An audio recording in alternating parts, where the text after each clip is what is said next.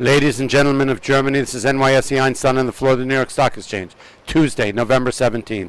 First of all, our hearts and our prayers go out to everyone in France, all those who lost loved ones. We are devastated here in the United States and the world over by the attacks that happened on Friday. We got to talk about economics, we got to talk about the markets, we got to talk about what's going on, the geopolitical situation. Okay, we now have looming potential terrorist attacks happening all over the world.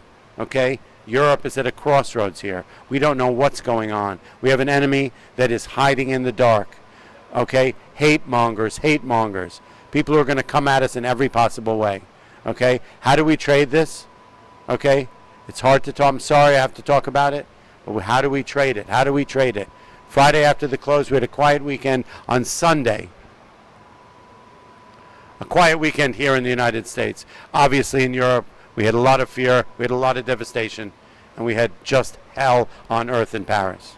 Okay, on Sunday, markets sold off 200 to 300 points in anticipation of potentially a weak and stressful and scared, fearful market on Monday. By the time we opened on Monday morning, the U.S. markets had disengaged the situation in Europe. People felt this was safe haven. This was where they were going to put our money. Yesterday, we were up 250 points. Okay, this morning we opened up. Another example of that people felt this was the place to put their money. Europe was too questionable. Okay?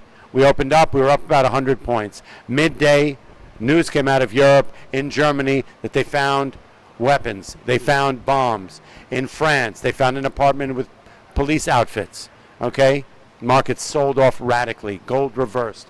Gold closed down 14. We ended up closing basically flat on the day. Okay? So we've got this situation looming. This is going to make a big difference in what happens and how we trade this market. Tomorrow's another day. I hope all those things that happened in Europe today were false. We'll hope for good times ahead later.